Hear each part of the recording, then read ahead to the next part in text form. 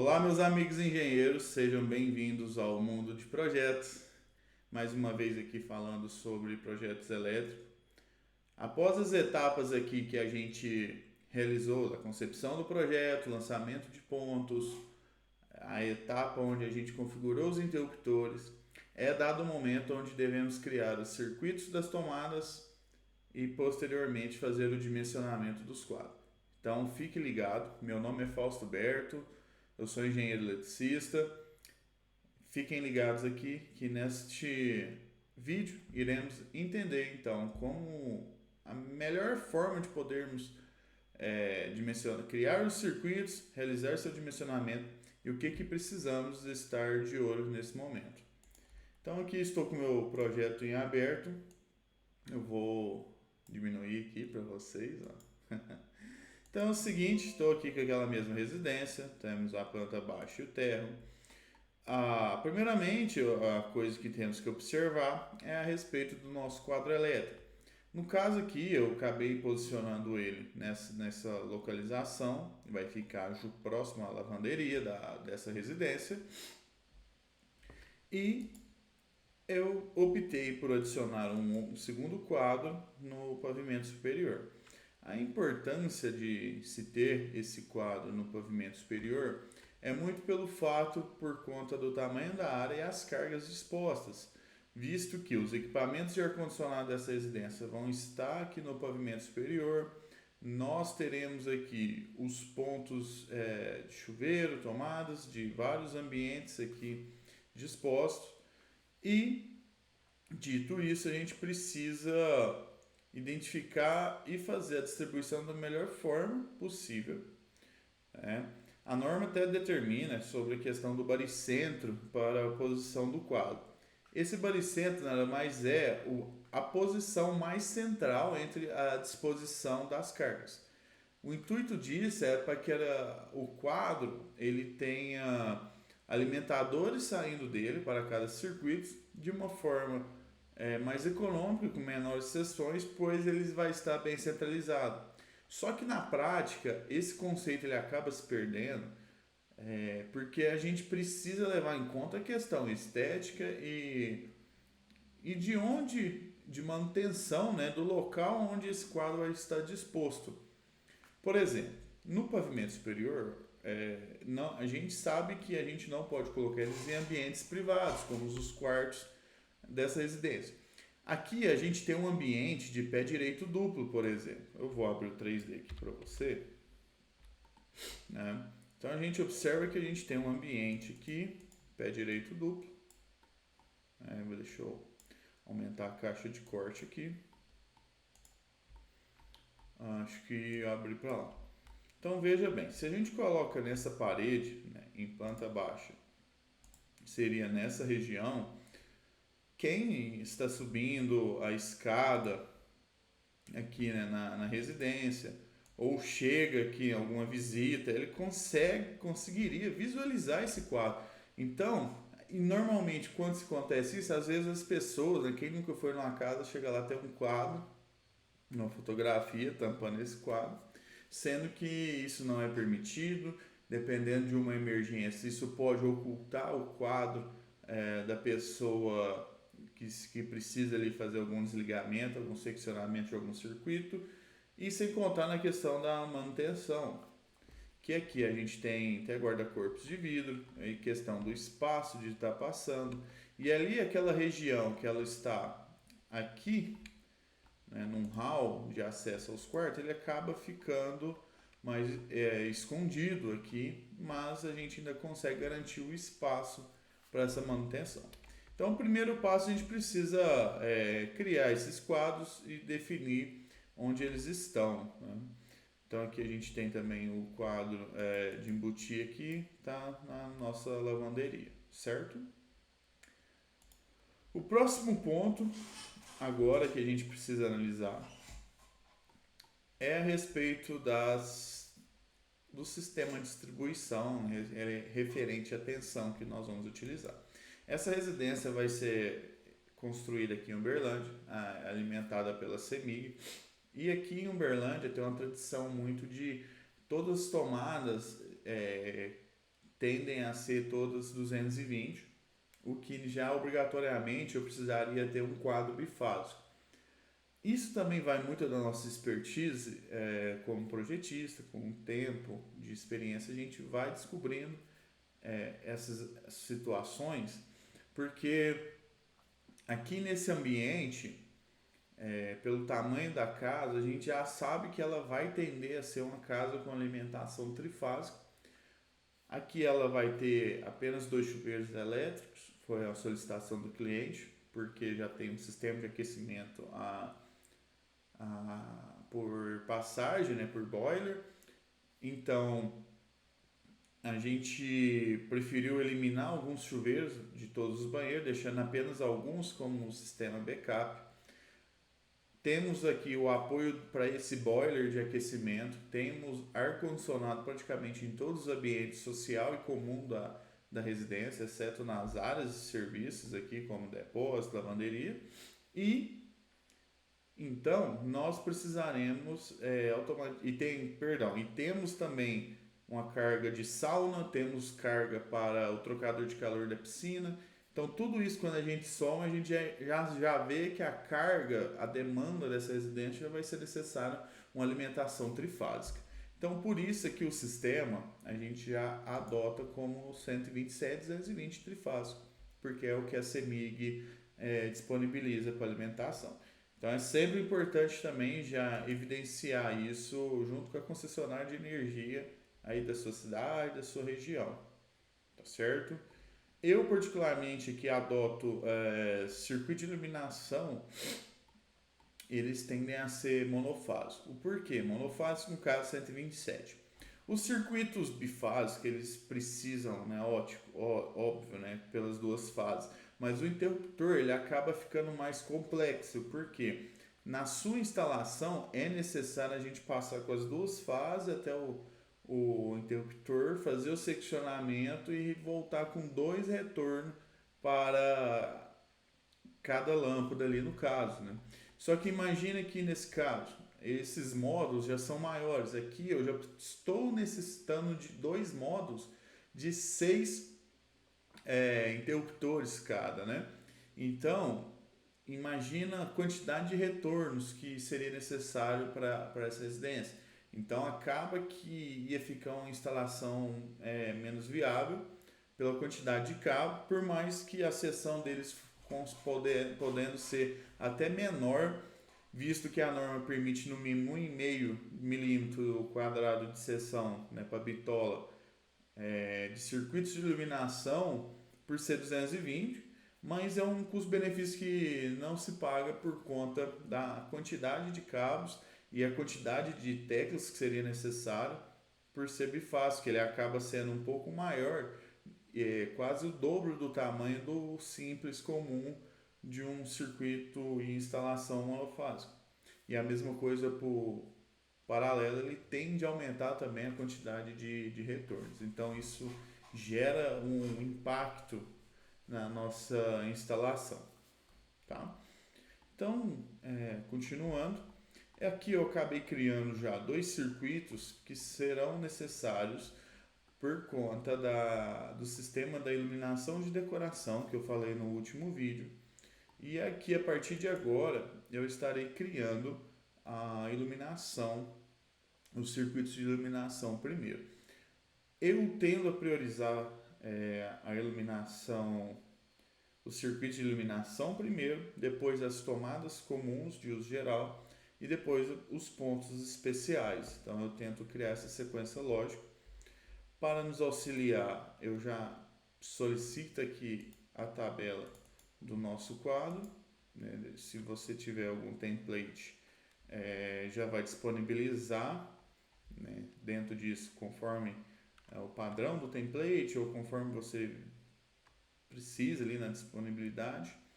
Então eu gosto de trabalhar aqui com a potência instalada em watts, o fator de potência, a potência aparente, tem a corrente nominal na minha tabela, o fator de agrupamento e temperatura, corrente corrigida, o disjuntor que estamos adotando. Aqui eu já faço o cálculo de queda de tensão para esse circuito, visto que aqui a gente vai ter o comprimento do circuito, que ele dá um valor aproximado que o próprio Revit mostra para a gente, e eu acabo aumentando esse valor para ter um valor absoluto. A seção que vamos adotar por esse condutor, levando em conta o disjuntor em função da corrente de projeto, isso vai dar para a gente uma queda de tensão, e aqui a gente vai ter o balanceamento das fases. Tá? Então, 2 circuitos já estão criados.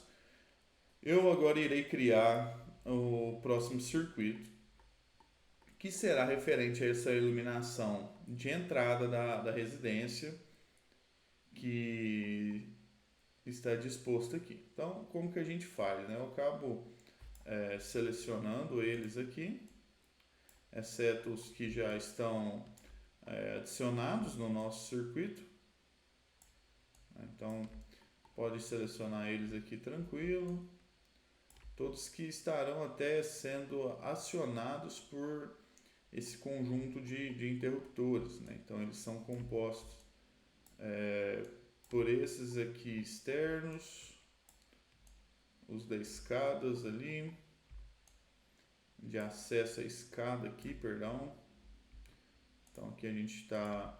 Sei que às vezes está meio confuso, porque aqui eu preciso ainda ajustar algumas faixas de vistas, algumas faixas dos ambientes aqui para melhor identificar, mas confia aqui que tá dando certo, né? Então, seleciono todos, aqui eu venho e aplico um filtro, deixo apenas luminárias. Aqui automaticamente ele já libera o comando força, onde a gente vai estar criando o circuito através desse comando. A gente seleciona a quantidade de polos, né, mas é a quantidade de fase e a tensão. Então aqui no caso, em Minas, pela CEMIG, é 127 numa fase. Então a gente clica, a gente já tem a possibilidade aqui de renomear o circuito. Então aqui iluminação, garagem e sala barra escada. A gente precisa aqui selecionar o painel de onde ele vai estar vindo essa alimentação, no caso QDG. Automaticamente ele já define como o nosso terceiro circuito aqui.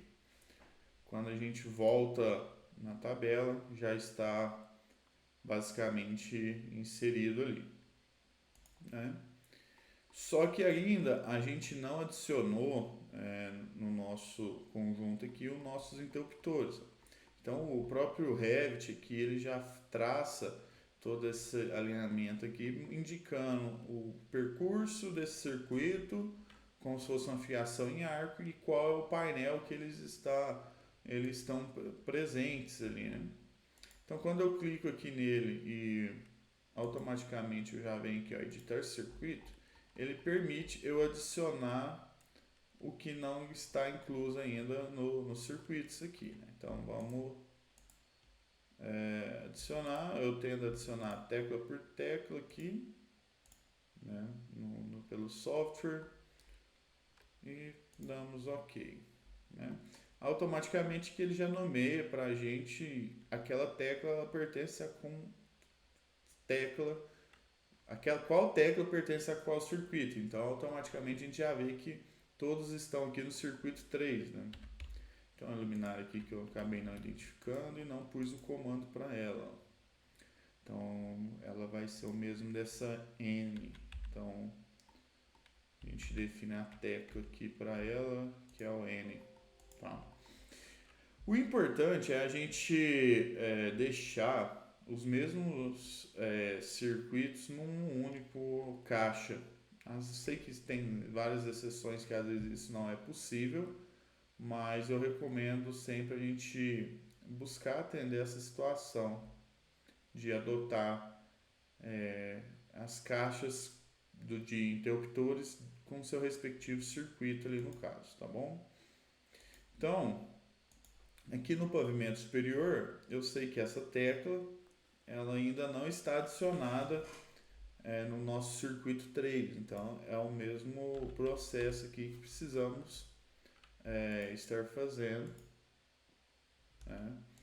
Aí se você me fala aqui, ó, tá no pavimento superior, a iluminação do hall, aí eu automaticamente aqui vai ter uma fita LED, que ela vai intercomunicar aqui com esse lavabo de acesso aqui do residência, então eu vou pôr todos esses comandos nesse mesmo circuito 3 aqui ainda, e aí a gente consegue atender todo esse espaço, beleza? Esse é o primeiro passo, então, para circuito de iluminação. Eu vou fazer aqui agora com vocês um outro fator, no caso com tomadas. Vou criar um circuito de tomadas aqui com vocês, apenas para não estender o vídeo, de eu fazer todo o conceito do projeto ainda aqui com vocês. Mas vamos pegar aqui, por exemplo, as tomadas de uso comum que temos aqui nesse ambiente de sala. Então, basicamente, a gente pode repetir o mesmo processo. A única coisa que a gente precisa observar também em tomadas é o seguinte, referente à potência. Aqui é uma tomada dupla, então a gente pode pôr a potência em cada um dos modos. Ela vai gerar um total do ponto. E a respeito do tipo de carga. Esse tipo de carga, ele ajuda a calcular o fator de demanda da instalação. Então, aqui na CEMIG a gente permite a gente unificar a iluminação e as tomadas de uso geral da residência. Então, eu acabo seguindo por esse caminho, porque são tomadas que ficam até em excesso em muitos casos e que não serão utilizados. Então, a gente pode aplicar um fator mínimo para o mínimo de acordo com a norma, que é um orientativo nessa situação, para a gente buscar a melhor situação. Então, quando tem módulos duplos aqui, né, a gente acaba selecionando o tab e aí automaticamente ele acaba liberando aqui o comando força para a gente. Como o meu cliente solicitou tomadas 220, eu vou estar criando aqui dois polos e aí selecionando a tomada, a tensão 220. Né? Acho que agora que eu vi aqui não está aparecendo para vocês, né? Deixa eu cancelar. Eu estou explicando tudo aqui e não apareceu, né? Deixa eu alterar aqui para vocês. Captura de janela.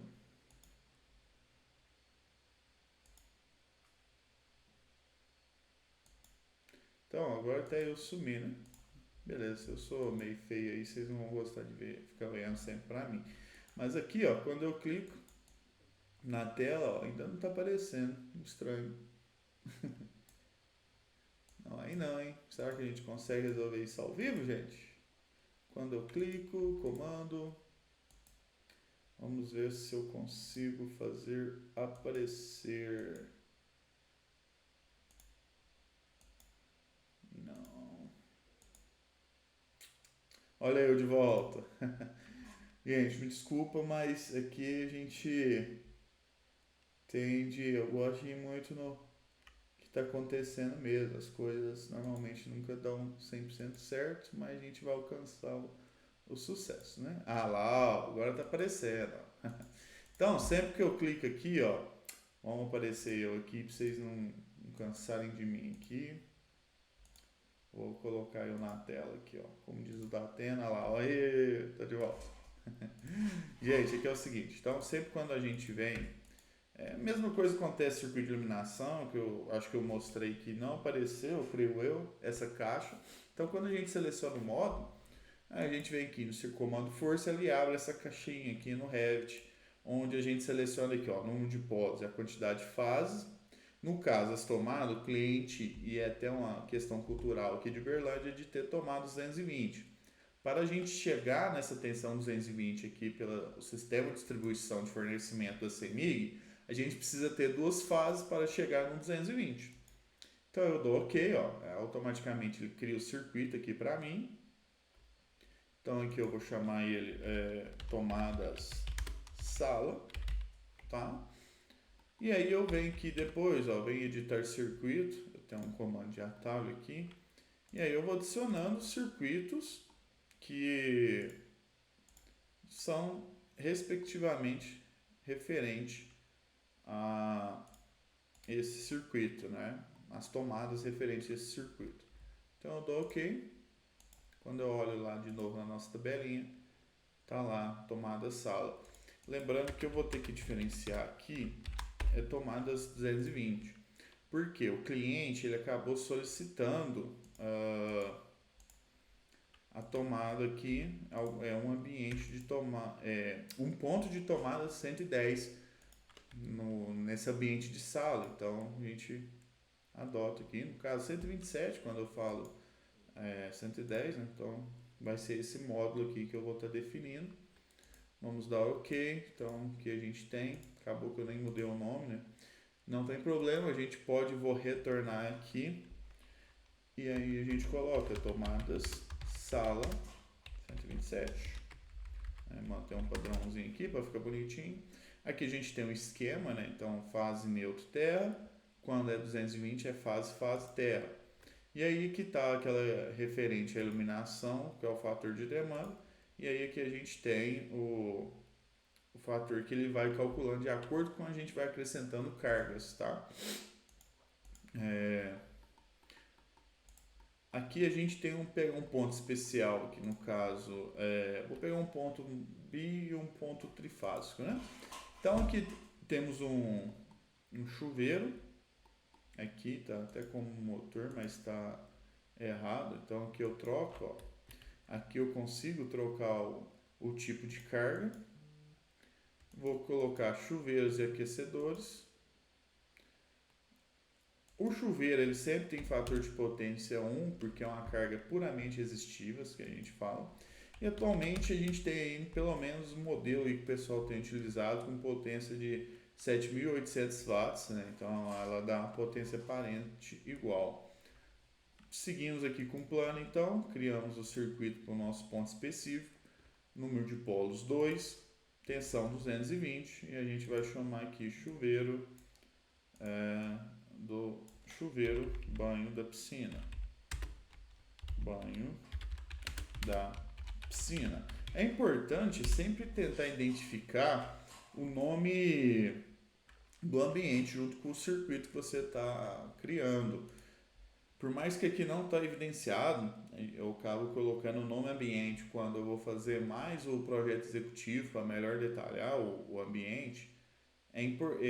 Eu acabo sabendo porque como eu estudei essa planta, eu acabo memorizando, conhecendo a planta, os ambientes da residência. Então eu fico familiar e para mim trabalhando eu prefiro trabalhar com menos informação, mas se você tem dificuldade assim, de memorizar o ambiente, você pode criar esse hábito de estar adicionando esse circuito no o nome dos ambientes aqui para te facilitar na hora de criar os circuitos, na verdade, tá bom? Então aqui eu vou ter o nome do circuito aqui, deixa eu só circuito de tomada, eu não estou identificando, né? Então aqui a gente troca o identificador, cadê? Tag nome de circuito, ó, tá lá ela, nossa tag, então circuito 4, e aqui vai estar como circuito 6. Certo? Lembrando que o 5 deve ser o 127, ó, isso mesmo. Então, eu vou criando mais aqui só para saber os locais onde eu determinei esses circuitos, onde eu já realizei essa atividade. E agora eu vou criar um aqui, no caso é a da sauna. Ele também está como chuveiro e aquecedor. É um equipamento que tem um fator de potência 0,92, tem vários equipamentos de sauna. Então, o importante é que o cliente, o usuário ali passe para você qual é esse equipamento para você pegar as características dele. No caso, ele tem aproximadamente 6.000 de potência ativa e é uma alimentação trifásica. Como já vai ter um sistema trifásico na minha residência, é mais econômico pela bitola da seção a gente ter um circuito trifásico para ele, porque quanto maior corrente, menor a gente tende a ter a menor perda de queda de tensão e com isso a gente consegue obter a bitola menor para o equipamento. Então, eu vou aqui colocar trifásico Aqui na CEMIG o sistema trifase também é 220. Então vamos dar OK. E aqui eu vou chamar o nome da carga equipamento sauna. Então voltamos aqui na tabela. Ele já está jogando aqui a demanda da minha sauna no chuveiro. Quando eles estiverem ligados nessa residência, eles são equivalentes a 1.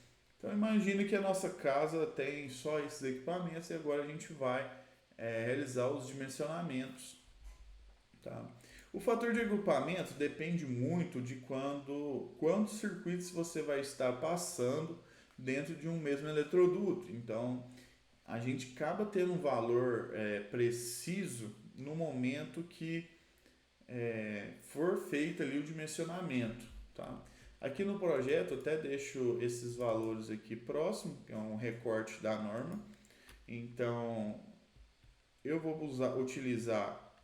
eu tendo a utilizar, né, de acordo com o método de instalação, que vai ser empregada essa referência 1, por ser um B1, eletrodutos embutido, tendo a utilizar no máximo 3 circuitos num único eletroduto. Então quando eu for fazer a modelagem, eu vou tentar manter esse padrão e então automaticamente eu já adoto 0,7 e um fator de correção de temperatura. Eu acabo também adotando como 1, é o que a norma até recomenda de valores, é o que tende a acontecer na realidade. Equipamentos aqui então de iluminação e tomadas, eu adoto agrupamento 0,7, que eu vou misturar eles com outros 3 circuitos. E aí temos aqui chuveiro, banho da piscina. O chuveiro, equipamentos especiais, eu priorizo dar uma infraestrutura exclusiva para eles. Então a gente vai ter porque vai estar só um único circuito no único eletroduto. Dito isso, ele dá corrente corrigida para a gente. Então, para atender o circuito 1, eu consigo aqui a iluminação, né, do piso de acesso. Ter um disjuntor de 10 amperes nesse caso aqui, como é muito baixa, vai ser alimentado por timer. A gente obedece isso.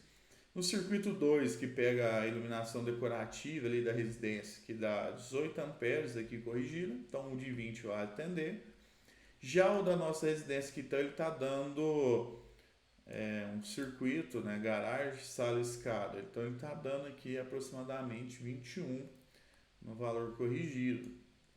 Iluminação, principalmente de ambientes internos, assim, ficar para quase, eu teria que pôr um disjuntor aqui de 25 e no mínimo um condutor de 4 milímetros para atender a corrente, né, a capacidade de condução do cabo.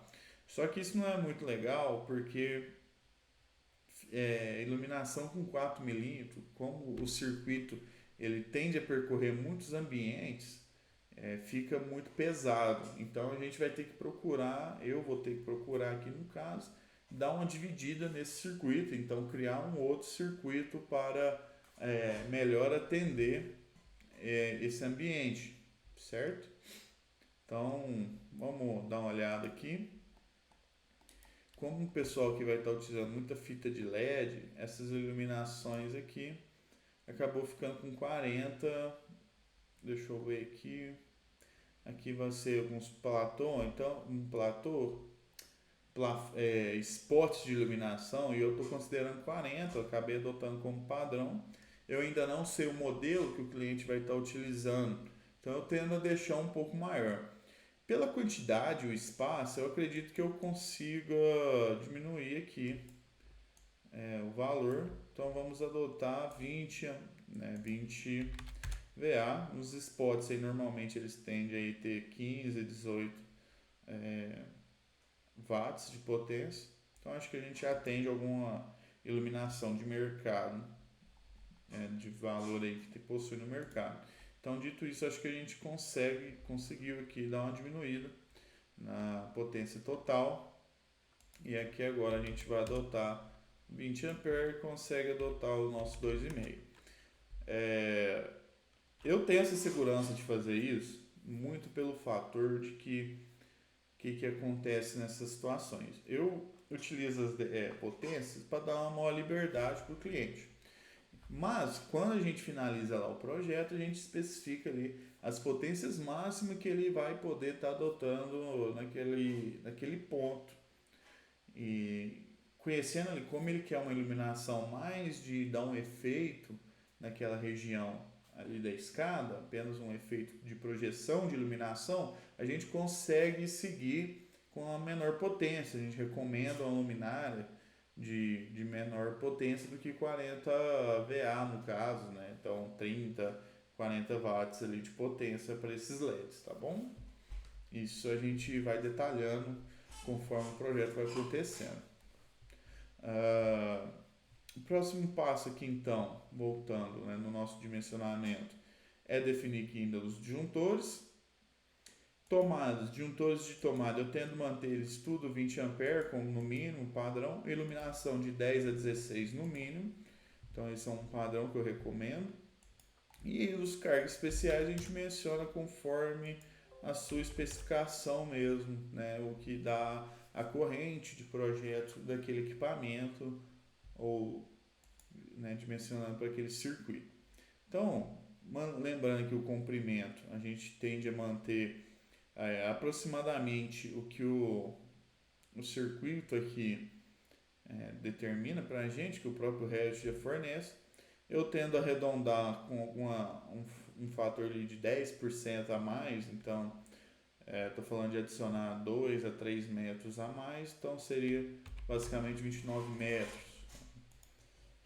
Esse aqui, pelo disjuntor, eu conseguiria atender a capacidade corrente utilizando um cabo de 1,5. Vai depender de quanto vai dar a queda de tensão. Aqui acabou dando baixo. Para circuitos, a norma fala que a gente não pode ultrapassar 4%. E como é uma alimentação em baixa tensão, o total do ponto de entrega da concessionária até o último, que é o acumulativo, a gente precisa deixar no máximo 5. Então, o que eu priorizo aqui? Quando eu for dimensionar o alimentador para esse quadro, a gente dimensiona um alimentador, nem que ele fique maior, mas é para um circuito atendendo esse 1%. E aí dá para a gente a liberdade de atender até 4% para o circuito, que é onde vai ter mais cabo, vai ter um maior percurso dentro da instalação. Então a gente repete aqui os mesmos passos, que a gente tem comprimento, vamos pôr aqui uns 16, aqui eu já não consigo atender com 1,5, porque a corrente de 1,5 vai até 17 ampere aproximadamente, a capacidade de condução do cabo. Então aqui eu já preciso pôr no mínimo 2,5. Aí a nossa queda de tensão aqui acabou dando maior, mas é também muito em função do que a própria corrente de projeto está indicando para a gente. Por mais que aqui o comprimento seja maior, mas a corrente é baixa. Então também tem que ser levado isso em conta nesse momento. Aqui no caso vai ser os mesmos 29, por exemplo, e aqui a gente já descobre que acabou ainda dando mais do que 4%. Então, realmente não, eu vou ter que ou dividir esse circuito mais ainda, do ponto de que fazer uma divisão de pontos aqui, né, da onde eu distribuí esses circuitos, para poder alcançar uma potência, como se diz, para distribuir melhor, rebalancear esse circuito e tentar manter ele em 2,5%, senão essa instalação vai ficando mais cara e não vai ficando uma coisa viável ali, né? Só nesse ponto aqui, por exemplo, aqui tem uma previsão para fita de LED que vai ter circulando a escada, essa residência, ela vai ser necessária aqui tomar em torno de 300 watts, né? E é a mesma coisa aqui no ponto superior, aqui acaba tendo algumas fitas de LED também, e acabei distribuindo 100 para cada ponto, então também não é interessante a gente não tem como fazer o mesmo esquema de baixar. O que eu vou então aqui indicar ainda, ver se é possível a gente referenciar outra arandela aqui para o cliente, talvez algum arandela aí com 20 também, VA nesse ponto. Vamos ver se a gente conseguiu atingir o nosso objetivo. Conseguimos atingir abaixo de 4%. Então também ali eu vou ter que recomendar um arandela atendendo o efeito que ele quer dar para o ambiente em função da potência que a gente vai ser empregada, né? Então vamos ter que buscar uma referência para essa luminária quando a gente for fazer um projeto executivo e o detalhamento desse ponto. Então, continuando, aqui a tomadas de sala, também a gente tem que aproximadamente 14, então estou falando aqui de 18 metros aqui, pelo menos, vou manter os 16, né? Então, considerando 10% a mais. Consigo atender com 2,5 o disjuntor. Aqui a distância seria mais ou menos 15. 2,5 também pelo disjuntor. O chuveiro aqui está dando um comprimento de quase 9, mais 0,9. Então vou considerar 11 metros pelo menos, dando uma arredondada. Para disjuntores de 40, a gente já precisa no mínimo cabos de 6 milímetros. E aqui precisamos finalizar da sauna, está dando ali um 10 mais 1, então vou considerar 13 metros. E aqui eu preciso no mínimo 4 milímetros por conta do disjuntor de 25, né? O de 2,5 ele vai até, acho que se não me engano, 22 amperes de capacidade de condução. E aí a gente precisa agora balancear as fases, né? Então atendemos a queda de tensão, precisamos balancear a fase. A norma permite a gente ter uns 5% de defasagem entre elas. Então a gente vai primeiro brincando aqui, alternar fases aqui entre os circuitos que são bifásicos e que joga os pontos mais fortes para os mais fracos. No caso aqui a fase T está mais defasada, né? Observamos aqui, temos aqui praticamente duas fases iguais, então eu vou procurar tirar essa fase aqui e jogar para T. E quando a gente calcular aqui agora, ó, por exemplo, a nossa queda de diferença, nada mais é do que pegar o menor, dividir pelo maior, menos 1, então a gente vezes 100, então a gente está dando ali, ainda está um pouco alto.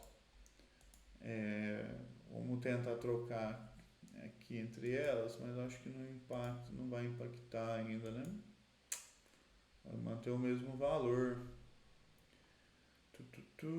Aqui, ó, então 184 ele é maior do que 128, então eu vou conseguir aumentar ela aqui, né? Então eu troco essas duas fases aqui, você fica na S. Então agora eu já consegui melhorar aqui a cálculo, né? Então a gente faz a conta de novo.